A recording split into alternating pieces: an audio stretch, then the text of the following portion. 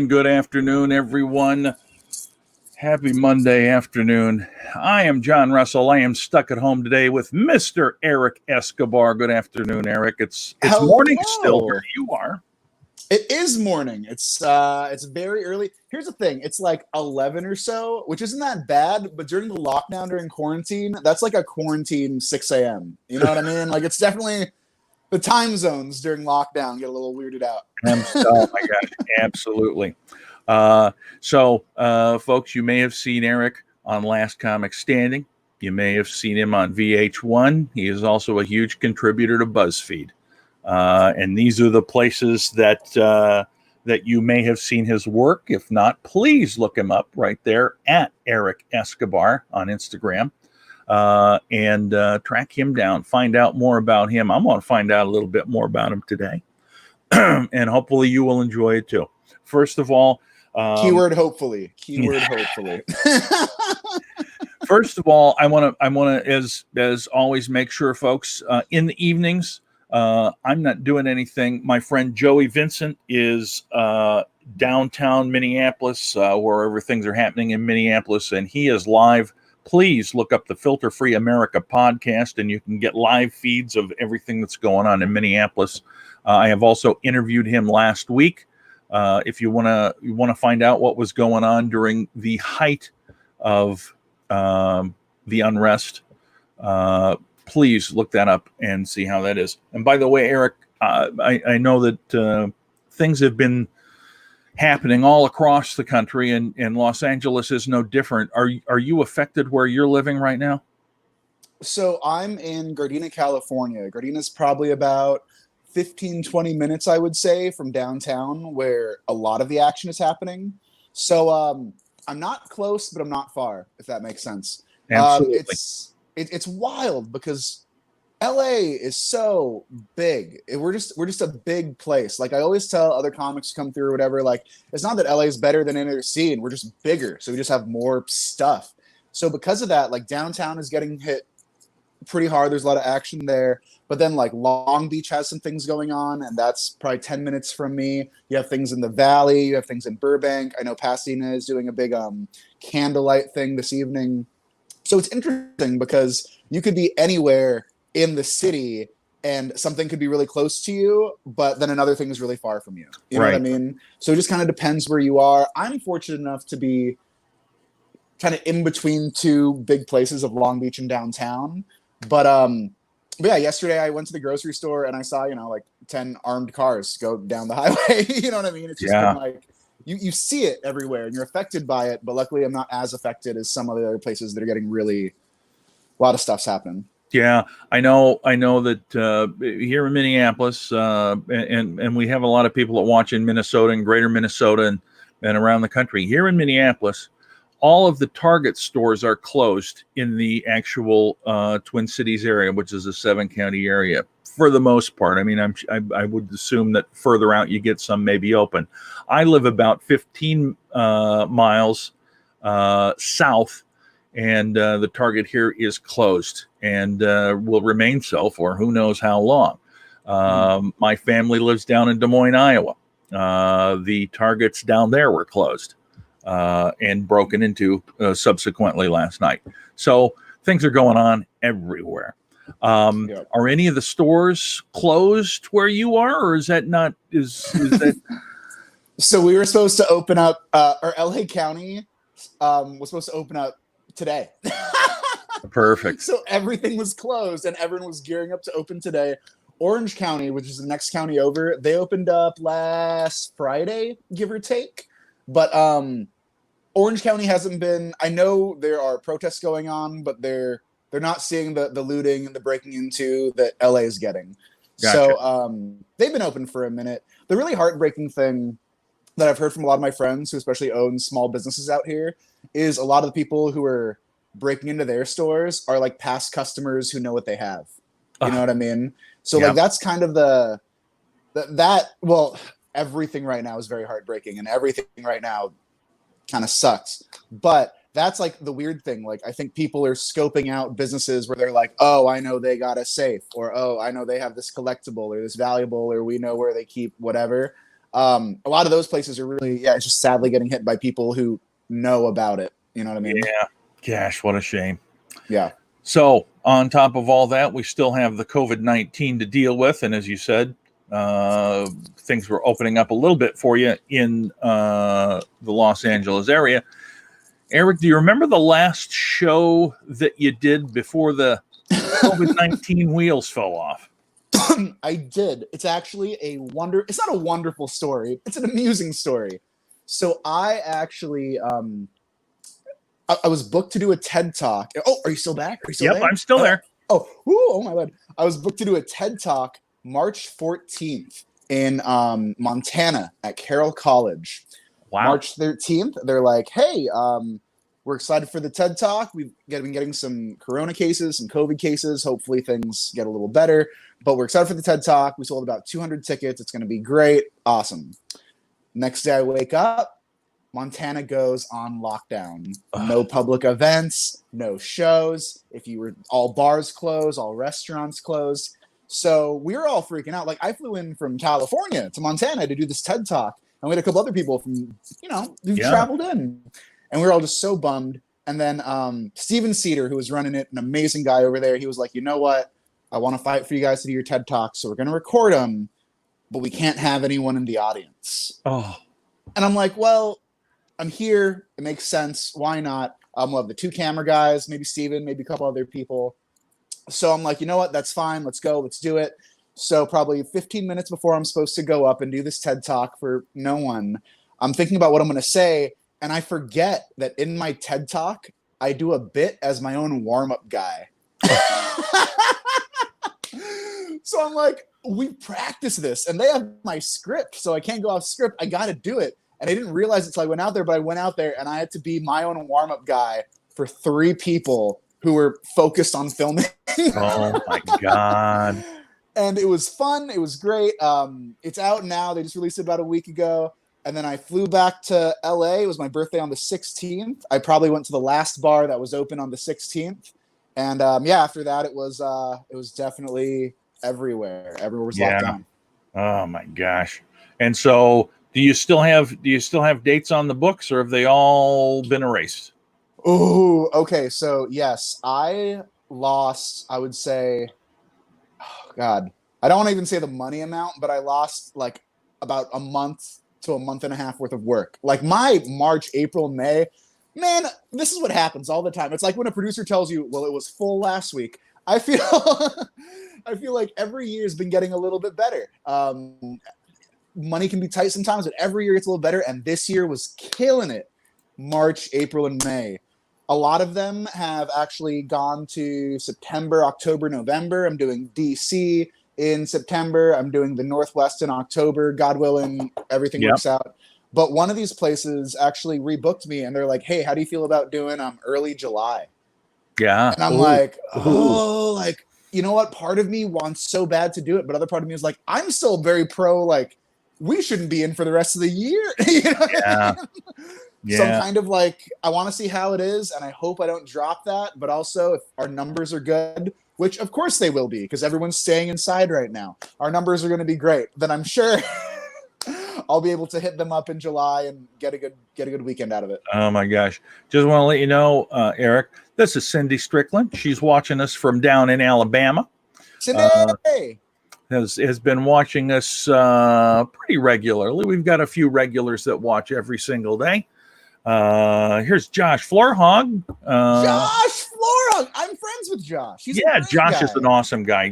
Josh is one of my favorites, and I believe Josh, I'd love to talk to you about coming and doing this with me too, because I assume you're not doing much like the rest of us.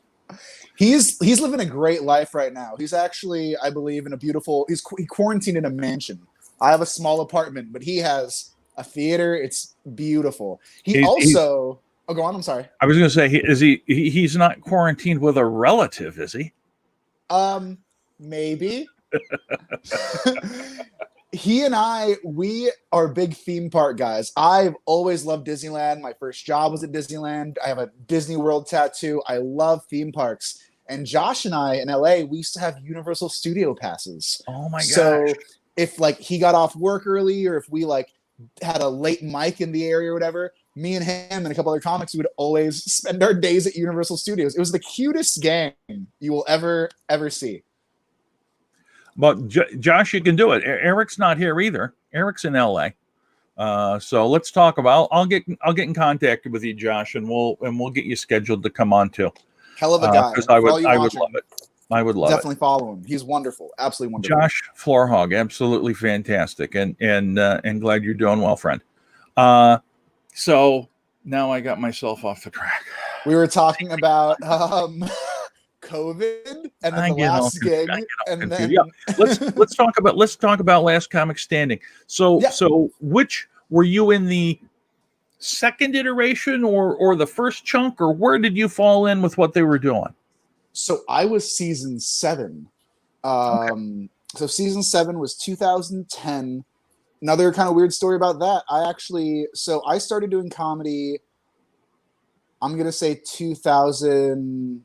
I did it once in 2008, once in 2010, and then I really went kind of hard in 2012. Probably went full time around 15. So every like 2 years, I'm like leveling up hard. And Gotcha. Since 2015, everything's been bad. But anyways, I feel like when I was in college, I was an RA. I helped out all the residents and stuff, all the people in dorms. And we had a comic from Idaho named Alex Davenport. Alex moved in. And we started talking, and he was like, "Oh, so you're into comedy?" I'm like, "Well, I do a lot of improv and stand up a couple times. I want to do more stand up, but I kind of just don't know how to even get in." And he's like, "Well, if I ever do anything, I'm a comic. I'll let you know. So hopefully we can get some stage time." Beautiful, great. Yeah. A couple months later, Alex is like, "Hey, there's a comedy thing. If you want to do it, all you got to do is 2 minutes of material. Can you do 2 minutes?" I'm like, "Yeah, I think I can put together 2 minutes." So he's like, "Oh, okay, what's your weekend like?" I'm like, "Nothing much is going on." He's like, "Okay, let's leave Thursday." It's like Monday or something. I'm like, "Okay." We take a bus out. He doesn't tell me until we get there. We get there Thursday night. We are going to the Last Comic Standing auditions at the Hollywood Improv on Sunday. So oh my we God. sleep there. I borrow a tent from another comic named Jim Coughlin. That was nice. It was raining. We had to go to the bathroom at the local Starbucks. It was wild. It was crazy. I go in, and it's Greg Giraldo, Andy Kindler, Natasha Leggero. I did 2 minutes, and they're like, "You know what? That wasn't bad, but we're gonna pass." I'm like, I get it. Yeah. So then I leave, and then a producer chases after me, and he's like, "Hey, can you actually go back in there? They want to see you again." I'm like, "Yeah, sure. That'd be great. That'd be awesome." So they bring me back in. They're like, "You talked about being Filipino. You talked about being Mexican. Can you do more material on that?" I'm like, "I only had 2 minutes. But I can talk about it." So I talk about it a little bit. They're like, "Fine, we'll see what's up. Just kind of hang out." Ended up hanging out. Nothing happened. I see the season premiere. And then in the beginning of the show, Greg Giraldo comes on. And he's like, "You know what I'm seeing too much of? These hacky racial comics." And he cuts to me. Oh, no. And it cuts to my interview. It cuts to me only doing the Filipino Mexican stuff. And it was like a chunk. Oh, it was a good couple minutes on the show, and I'm like, "All right." Oh my God! I will use that credit though. It was on the show. I got paid out my fee of. If I was union, it would have been like a couple grand, but I was like, "Oh, I'll take my $300. Thank you." Yeah. Oh my God! What a story! What a story! You know, I have 2 credits. I appeared in the Pauly Shore documentary that Josh was in. Yeah. I was in it for only 6 seconds, uncredited, of course. And then I was also in the Gilbert Gottfried documentary, this time for only like 4 seconds. So my national experience is coming down again, of course, uncredited. But here's a funny part. I watched it only because I got to open for Gilbert Gottfried for a couple of years. Yeah. And so I watched it because I like the guy. I mean, as a person, I genuinely like the guy, and I'm interested. I wanted to see what they did. And I'm watching along, and I'm like, towards the end, like I'm like, boom, there it is, an hour, 21 minutes or something. Here's me. And I'm like, and so of course I get the timestamp, and I tweet it, and the director liked it. But that's as far as it ever went. So I take that as an authorized credit. Here's Denny Ryan. Erik, he's watching us from Des Moines, Iowa. What's up, Denny? I hope Iowa's safe and happy, and you guys are good. You have a beautiful family, Denny.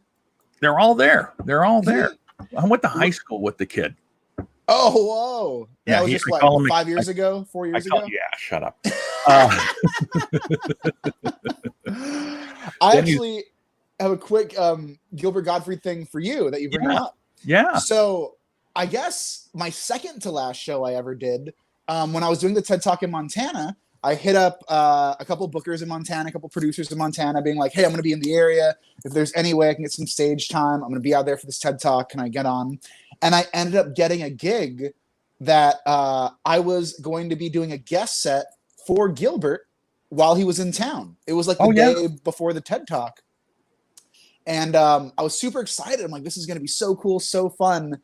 Day of the show, the lockdown happens. Gilbert's, he's an older guy. I'm sure he's not in the greatest health, but he's doing okay. So his doctor's like, I'm not going to let you fly there.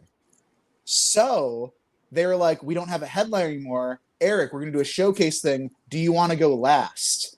But given I'm not on the flyer because I was just doing a guest set, everyone is coming for Gilbert Gottfried. Everyone is coming for Gilbert Gottfried. Everyone else, local comic, they have some friends, so they're all on the flyer. People can look them up, research them. They do the show, and then they're like, kind of towards the end, hey guys, Gilbert couldn't make it, but this guy's in town. Oh my gosh. That probably went over great. It was, you know what?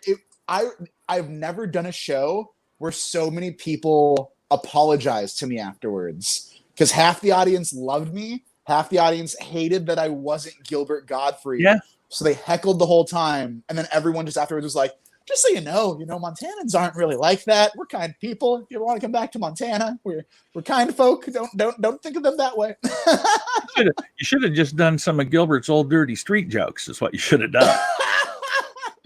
I would have just done only lines from Aladdin. I would just do Iago lines the whole time, not even bits, just like do impressions of that bird.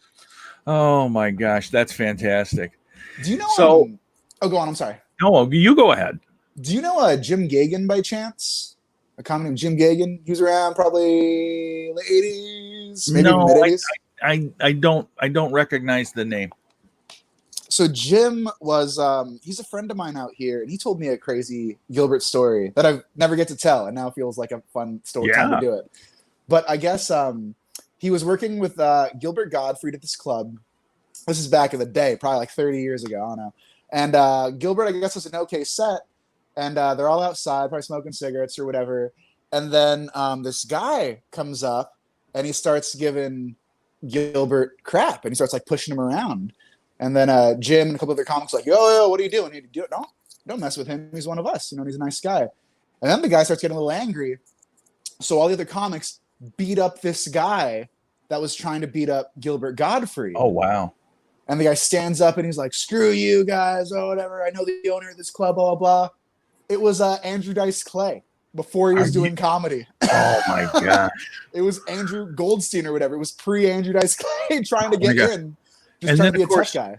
Yeah, and then of course Gilbert was back in the 80s doing an impersonation of him. Yeah, so it's whoop, whoop, full circle. Gosh, how awesome is it? Oh my gosh, I mean, think about that. That's a great story. That would be if you ask Gilbert, were you doing a Dice Clay impersonation? An 18-year-old asshole. Because the kid tried to beat me up once.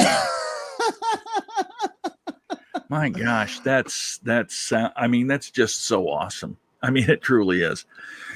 So I don't know. We kind of sort of covered it a little bit, but maybe not so much. You covered the timeline about when you started doing comedy, but what was it that made you say, this is what I want to do? Was there an influence? Was there a particular comedian you said, oh my gosh, I like that guy, I want to do that? Did you always have interest in performing? What was your motivation to start? Yeah, totally. My dad loves jokes. I remember growing up, he only had like 3 jokes, but I remember when he would tell them to people, it brought him so much joy and laughter. And I think as a kid, that was one of the big things I really admired about my father. Like he's a great guy, great dad, but I really love like, oh man, he could tell a joke to someone and that person is now his friend and they like each other. That's cool. And I want to do that with people. So that was big for me. I grew up on a lot of like Laurel and Hardy, a lot of Buster Keaton. So comedy was kind of always around. In high school, I actually, we were talking about that back injury I had. I actually broke my, a couple herniated discs, or I got a herniated couple discs from a football injury in high school. And I remember typical California, I was doing, I was in football practice and it starts to rain. So because we're in LA, they're like, oh, it's raining. Let's cancel football practice. And and I remember I was waiting for my dad to pick me up from school, but I ended up hanging out in the theater and there was an improv workshop going on. Oh. So I was like, oh, can I join? And I think a couple days later, I quit football, did the improv thing. And our improv coach was a guy named Tom Clark, who was a wonderful comedian. If you ever get a chance to check out Tom Clark, he is absolutely hilarious. And it was the first time I met someone where, like, I don't know, I think we look at our lives and, you know, you might look at a doctor and be like, well, it'd be so cool to be a doctor, but like, I don't know how to be a doctor. Or we look at something like an astronaut and it's like, it'd be cool to be an astronaut. I don't know how to be an astronaut. I think I looked at comedians that way. And when I met Tom, I was like, oh my God, you're a real person who's a comedian. Like, I didn't know you could just like do what you want to do. You know what I mean? Like, yeah. But you're living that life. And I remember one time he did an improv workshop with us. And I was like, hey, Tom, we'd like to do another one. Can you do another one next month? And he's like, oh, I can't. I'm on tour in South Africa, but I can do the week after. And I'm like, what? Wow. What does that mean you're on tour in South Africa?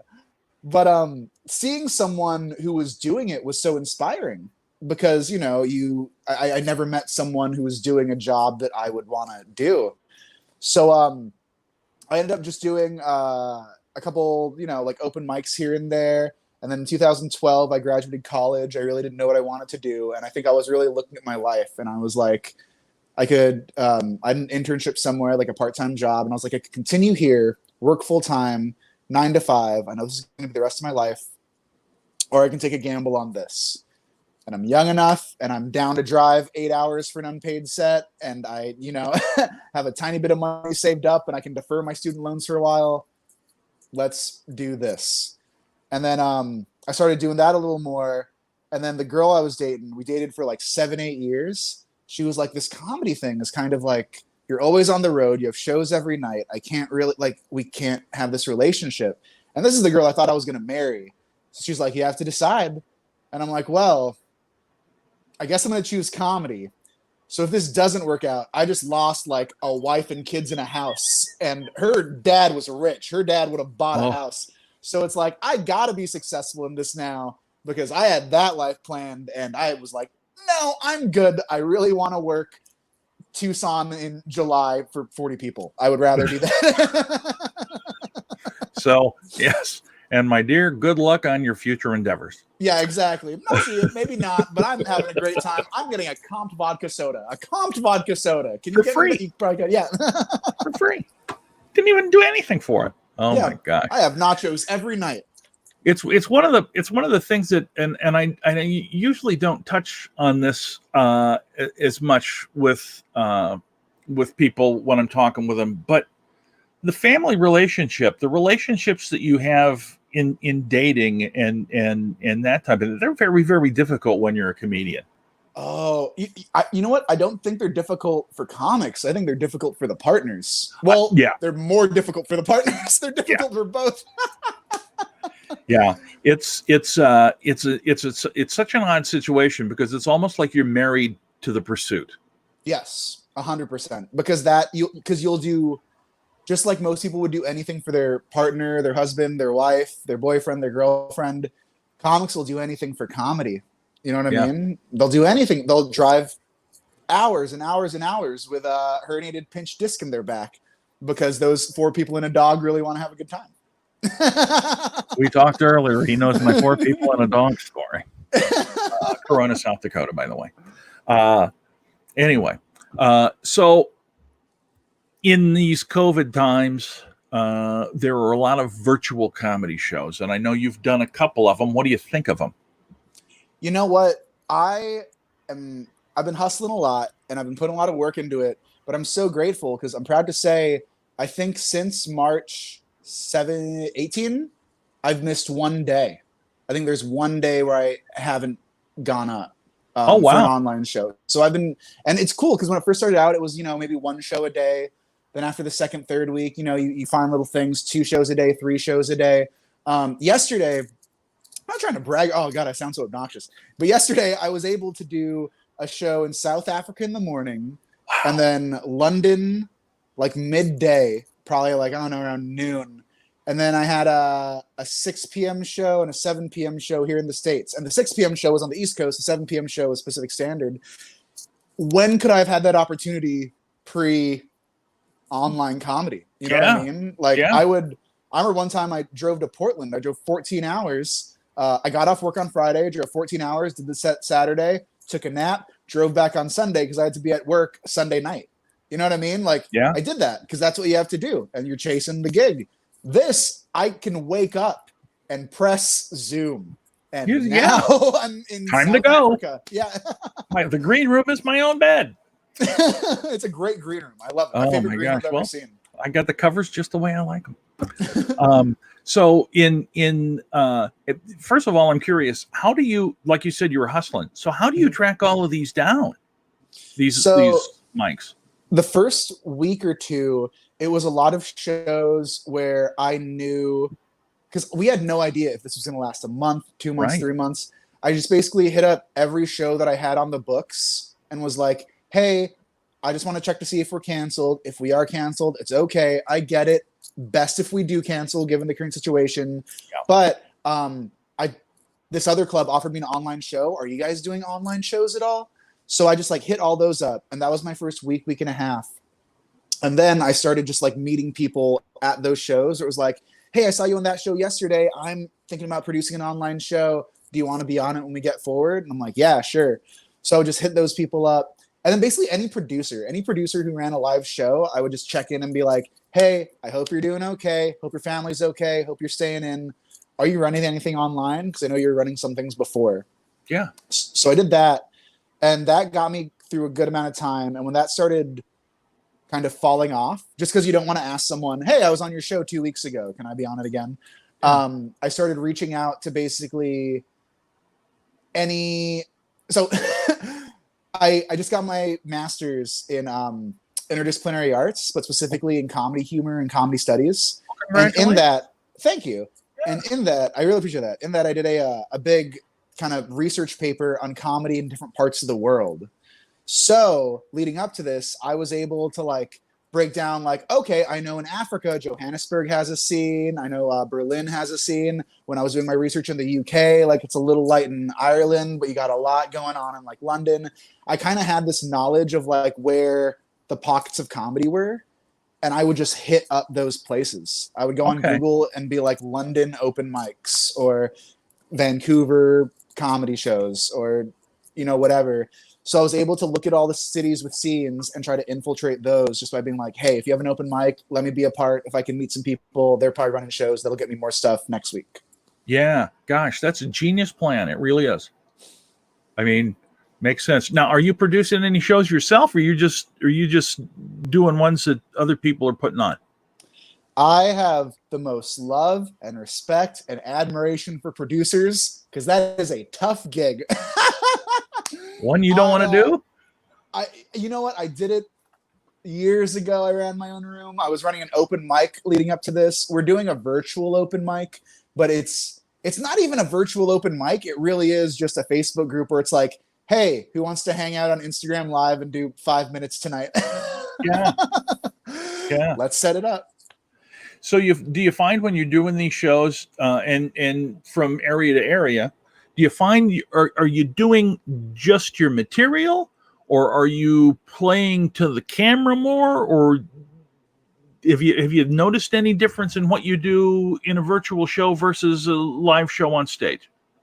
Yes. I used to open up with I had this like kind of like planned crowd work bit I would do live. Now the virtual shows, I've cut that. I always start out with it's weird. I always ask where's everyone coming from? Put it in the chat, put it in the comments, or shout it out. When I do that, anyone who's muted, they usually unmute because they want to brag about where they're from. Yeah. So that gets everyone kind of popped up, and then the chats get really like fun and exciting. And then I'll lead that into, I hope you're doing well. I'm in LA. It's kind of scary. Last night, someone got shot outside my apartment. First time I ever used a gun. So I'll use the people like mining where people are from in order to lead into a bit. And then I'll do regular material, or I'll do kind of like COVID material for a while, depending on how long the set is.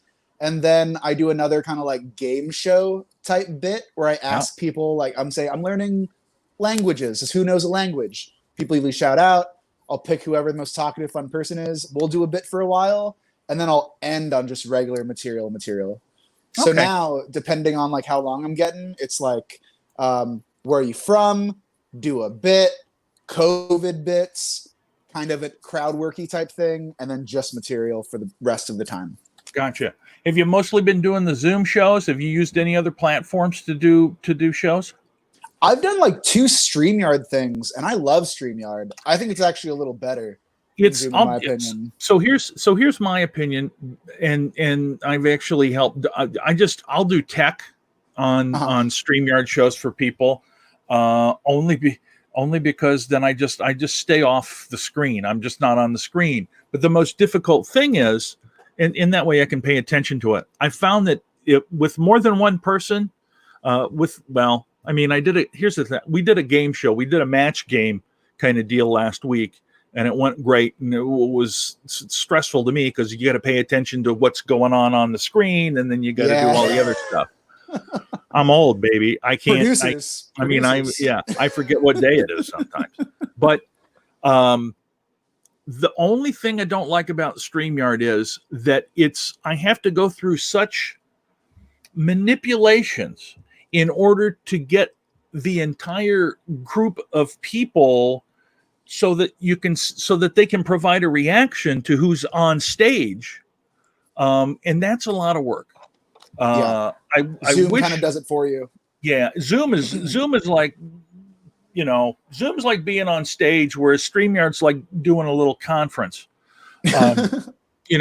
Although the people that watch love it, and I love the fact that I can make it look really, really slick.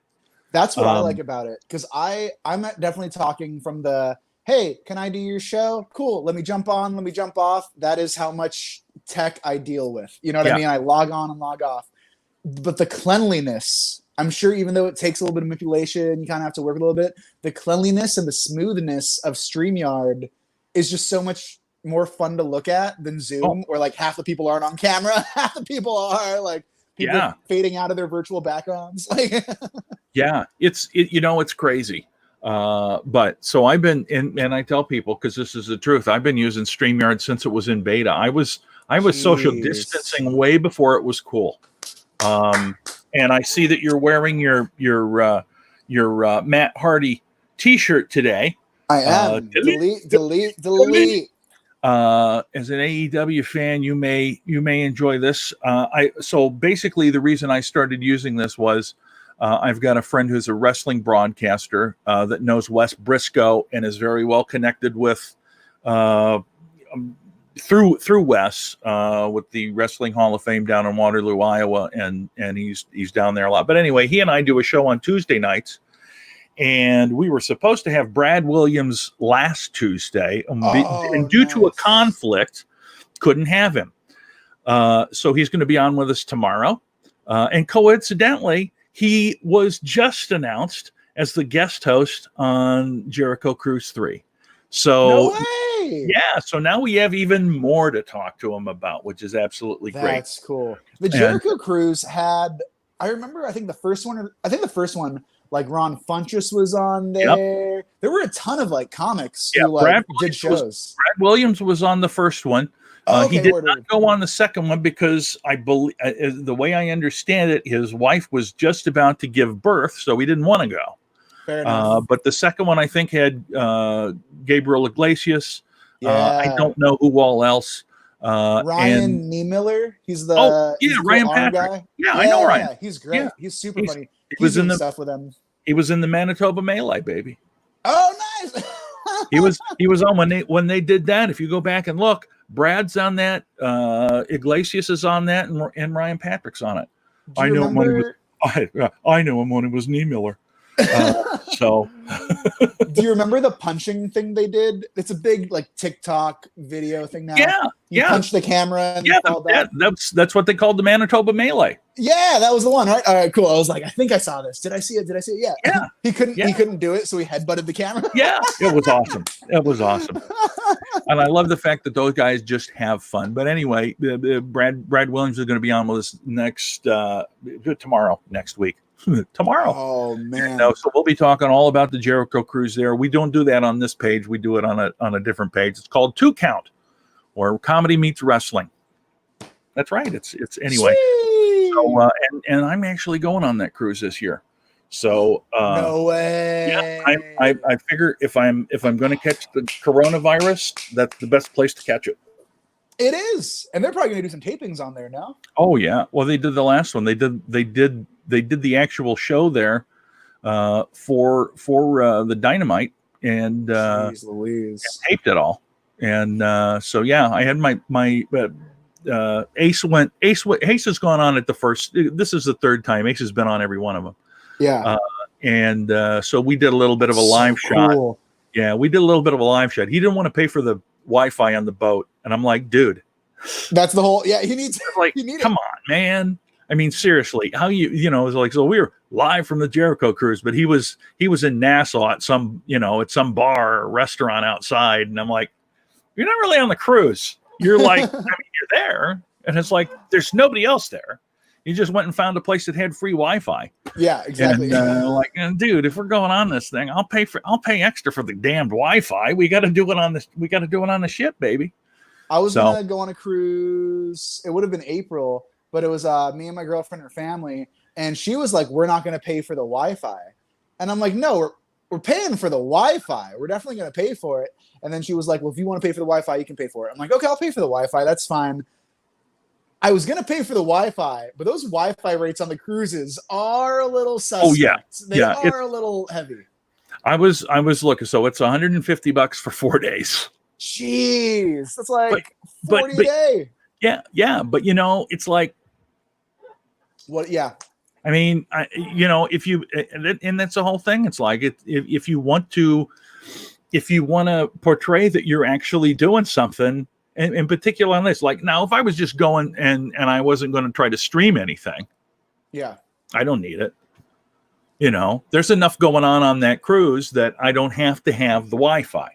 But if I decide that I want to stream live and have people watch me at the damn cruise while something cool is going on, I got to pay for the Wi-Fi.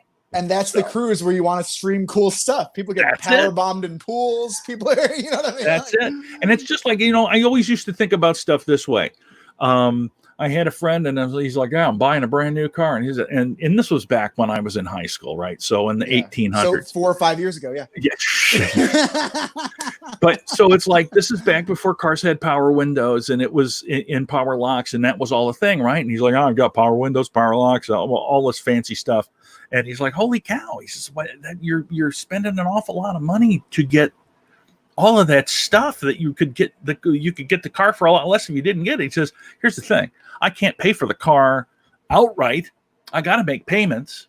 Mm-hmm. And if I'm going to make payments, I might as well get it as fancy as I can get it. Yes. Because ultimately the additional part of that payment is going to be next to nothing. So I just went to Disney World last year, and I definitely, the way we planned it, it was like, we're going to figure out everything that we need to spend, everything. Let's add on an extra $150 a day. Because do you want to go to Disney World and have to be like, I don't know if we can afford lunch. We just have to eat this apple. Or like, you want to go here. It might be your only time you're ever going here. Well, sorry, you can't do that because it's an extra $50 or an extra $60. When you're buying something big, I feel like you're cheating yourself sometimes. And we all got a budget. Like, I'm super poor. We all got a budget. But if you're getting a big thing, go all in and expect that extra is just part of the expense. You know what I mean? Yeah. That $150 for the Jericho cruise, that's not $150 extra on top of the cruise fee. No, just think of it as part of the whole fee. Part of the cruise fee. Yeah, exactly. Yeah. So anyway, all right. So this gets to the point where I like to ask questions, and I like to ask everybody the same one. Erik, you got to tell me about at least one or two of your most favorite hell gig memories. I love it. You ever work Winnemucca? Oh my God, you were on a Tribble run. How come everybody's hell gigs start with Tribble? I love Tribble. I think he's been very kind to me. He's always gotten me a good amount of work. When I feel like the Northwest is where I go the most, and that was his scene for a long time. Yeah. But oh my Lord, Winnemucca.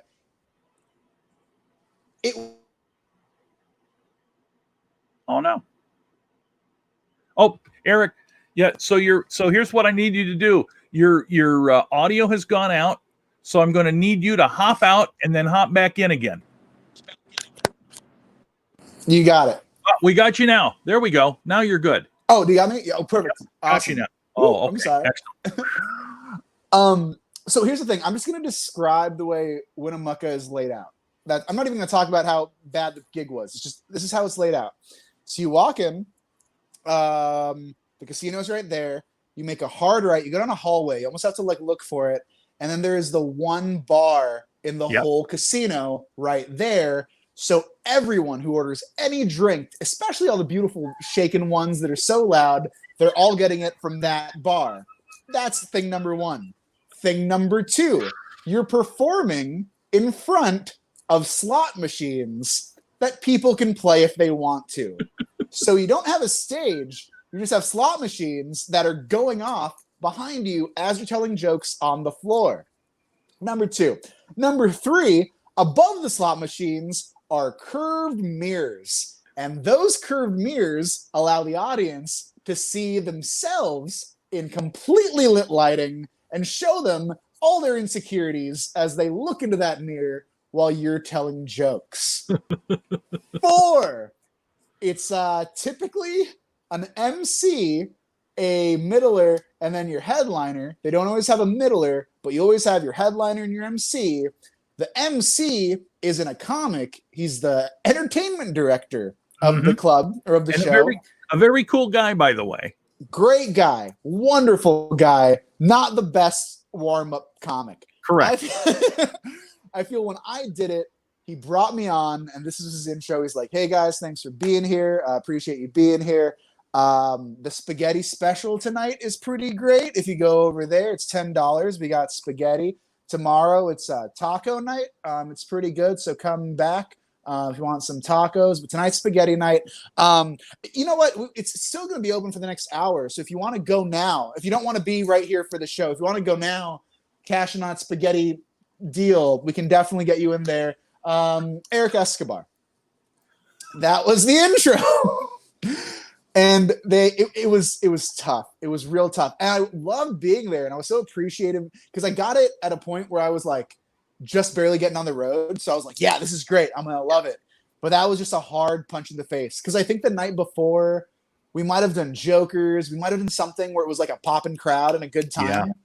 And then you get to that and you're like, oh, wow, I just drove 4 hours for woo-hoo, spaghetti dinner.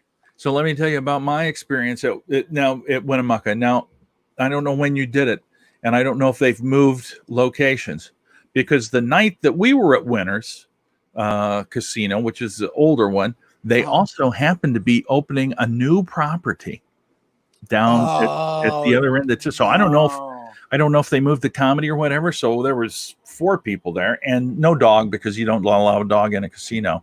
A lot of my shows have 4 people for some reason. It's because I'm a draw. Anyway, we had driven. We started in Minneapolis and drove 22 hours to get to Grand Junction, Colorado. As you do. to do a show there because we didn't want to head deadhead at the Winnemucca. And so then whatever amount of time it took us to get from Winnemucca or from Grand Junction to Winnemucca, which was insane. And we got there and, we were the situation, the same as you describe it. Your green room is right there, the last two chairs at the bar. And I can't remember the name of the fellow, but that's the entertainment director. But he came down and apologized profusely because he was late. He said, "I'm sorry, I'm late. I had to go up to our new our new casino, and because we've got a big grand opening tonight." And I'm like, "How did we? I mean, as it always happens to me, how do I not know about this kind of crap?" Yeah. It's like, well, we're gonna, it's not gonna be a good show, so let's just get some dumbass in there. But anyway, so we did that, and then, yeah. That's is what it is. I've heard that.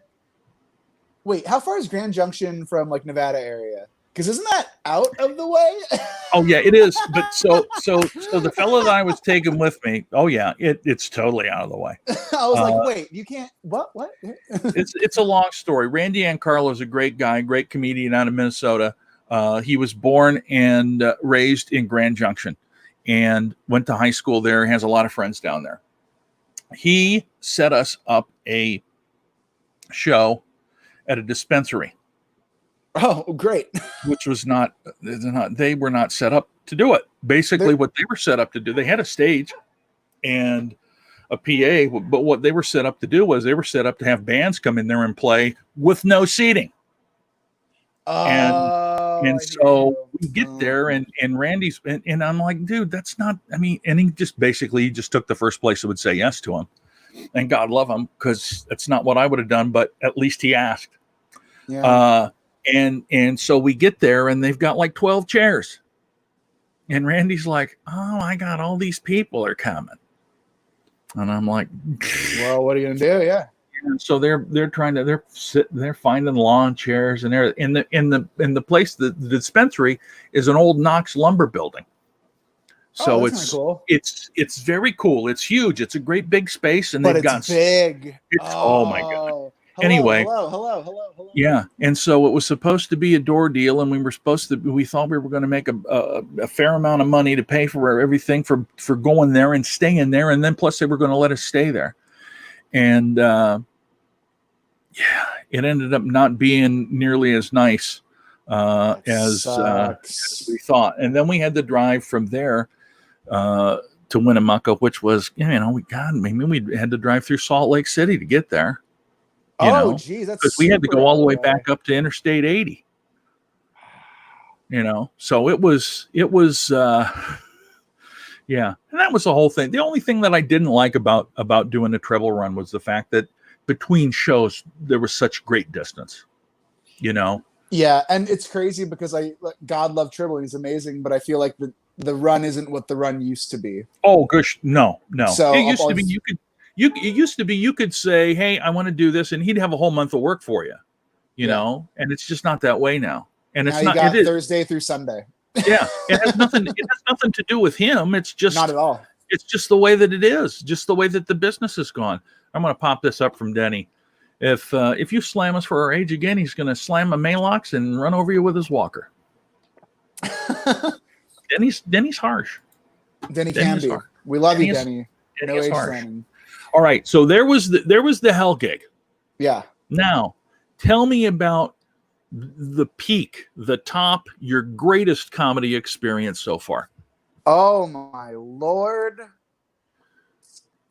Wow. You know what? I feel like this is kind of man. What would be my greatest? Here's the thing: if I were to look back on my life, or not look back, if I were to be like 10 years ago, if I were to look at where I am now, I don't think I would be where I thought I would be. I would have definitely gone down. I would have achieved a lot within this 10-year period that I didn't think I would be able to achieve. So I'm really grateful. I guess what I'm saying. I'm really grateful and I'm humbled by like a lot of the stuff that's happened to me. And of course, there's still goals that I want to accomplish. But within that, just like a couple quick memories, like my first theater, the first time I did like an actual like 5,000 person theater. It was over at the Egyptian Theater in Boise, Idaho. That was a rush. That felt so good just to be in front of that many people. You know what? First time I headlined, I was featuring for years, and I would headline little one-offs and stuff like that. But the first time I headlined an actual club, it was huge for me. It felt so good being able to I was able to do comedy in New York probably about 2 or 3 times over the past 4 or 5 years, and I just love New York. So just being able to do comedy there, even if it's a dingy little show, being able to do it there, that's a win for me. I think a lot of us remember the first time we kind of like felt it. We're like, wow, I can't sleep tonight like that. Wow, it may have been the 3 packs of cigarettes, or it may have been the 18 cups of coffee that I had before I went up. But this feels great because it's such a good set. Like, I remember that moment still. I remember it was at a bringer show, probably within the first 3 months of been doing comedy. I remember the guy before me did like a musical routine, and I was freaking out. I remember my parents were in the audience. I remember where I sat after the show and kind of just hung out. I remember I was drinking a tall boy of PBR that night. Like, the memory of doing well and just having a great set for the first time in front of a club, that's probably the biggest win. I would take that over TV credits almost. I would take that feeling over theaters almost, because that first time just it's so good. It's so good. Well, it's definitely here. Cindy says she has a whole new appreciation for comics. Well, that's very nice. We're glad that you do. Well, yeah, absolutely. It's not an what does it say? It's not an easy path, but it's a path that a lot of us in like Erik says, you get that taste of adrenaline and feeling great coming off a stage, and it's one you don't give up very easily on. It's game over. It really is game over, because you can't, nothing's going to top that. Absolutely. Yeah, drugs won't top that. If you made $1 million, you could spend it on stuff, but just that feeling, it's so unique. Oh, it's so special. And I try to tell people, it's kind of like, because I did radio for 17 years, and it's similar to radio but different, because radio, you don't really get a response for your ideas. With comedy, you get an immediate response. You get immediate feedback. You know exactly, and the cool part about it is, like, you go, yes, I hit the nail on the head with this one, because if they weren't laughing, that would not be the case. It's sincere. It's a real reaction that they can't help. Like, I always tell people, like, have you ever had a job where you could have liked your job or hated your job, but within that job, you had a boss or some supervisor sincerely, legitimately tell you, good job, or I'm going to take a second to be like, hey, I really like what you did there. That feels great. That feels so great to have a boss take that moment and be like, well done. I want to make sure you know that. Comedy is that times a million. It's that feeling of like, we can't control how we laugh. We're going to laugh if you're doing a good job, and we're going to laugh if you're doing right. And we are going to sincerely give you a no BS response if you're killing or if you're bombing. Yeah. And when you're killing, it's just hundreds of people telling you they love you and they appreciate you and they understand you and that you're doing a great job. And that fills the void of angry Asian parents so much. It fills that void so just full. nothing any better than that. And by the way, like you said, you know, what day job, when you get done, when you get off your shift, you have the customers come by and shake your hand and say, great job. Yeah. When have you signed your boss's chest with a marker or sold him a t-shirt? I've never sold any boss a t-shirt. Sold a lot of good stickers though. there you go. Oh my gosh. Well, Erik, we're coming up on an hour, and my gosh, I can't tell you how much I've enjoyed talking with you. Do you have anything coming up? Any shows that you're doing that you'd like to promote and have send people to, and maybe take a watch of you? Yeah, of course. All of my stuff can actually be found on my Instagram. So if you just follow that, you can see all these cool shows I'm doing, some virtual stuff coming up. The one thing I would really love to plug is that TED Talk I just did. It just got dropped last week. And it's all about how to live a more fulfilling life through humor. I'm really honored and grateful to have done it. And I would really appreciate it if you gave it a like, a share, a watch, whatever it may be to support. If you send me the link, I'll put it down in the comments of this particular broadcast. I would love to. Learned a lot in the last year. Enjoy listening to this program. Well, thank you, Cindy. We appreciate it very, very much.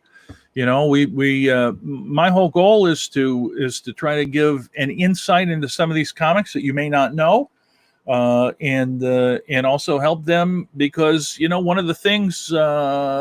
Thanks, Denny. Even though he was really nailing side age, wasn't he? He was. No, he was being. I was being No, kind.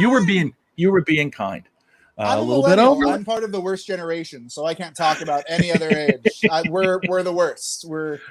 I don't know if that's true. Anyway, point being, you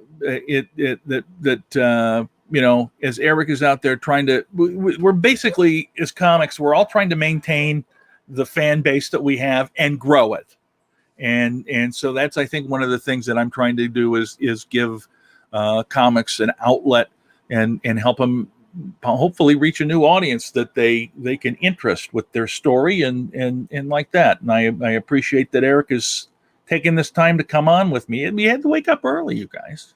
He's in Los Angeles. He had to be up by 11. Do you know that I didn't even get up at 11? What time did you go to sleep though? Late? Dude, I have been watching like I said, I've been watching my friend do live streams from downtown Minneapolis. So I don't think I went to bed until he leaves about 2 when things really calm down. Yeah. And then I'm still watching stuff because my adrenaline flies with him. He was so he's got his press pass, right? He's got his independent press pass, and he was I don't know if you saw the video of the truck, the semi that almost ran into the protesters on the bridge. Jeez, no, I haven't seen that. It's frightening.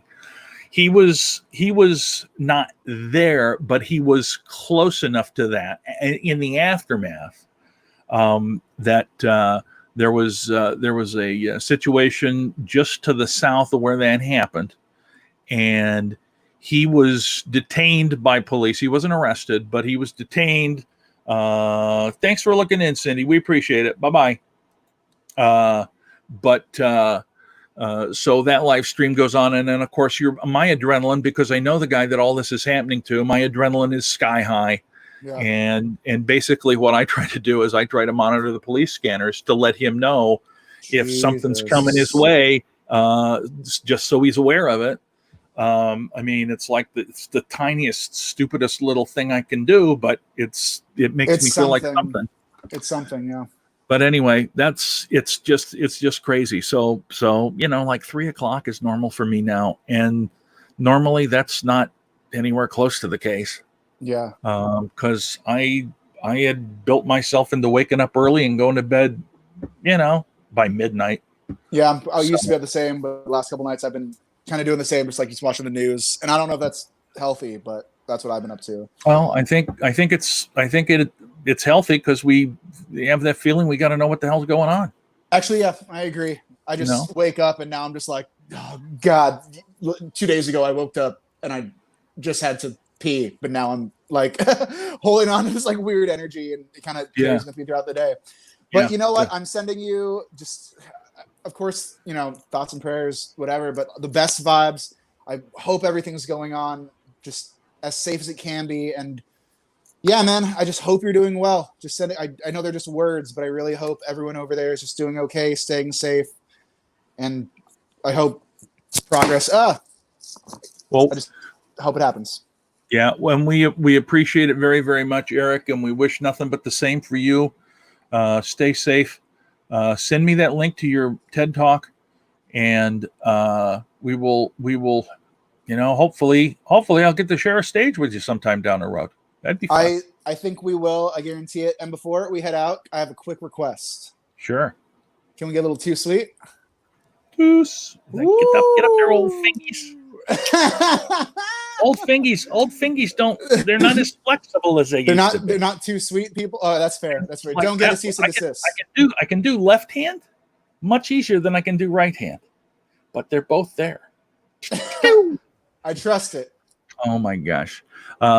enjoy. And if you get a chance, we got Brad Williams on tomorrow night at 9:00.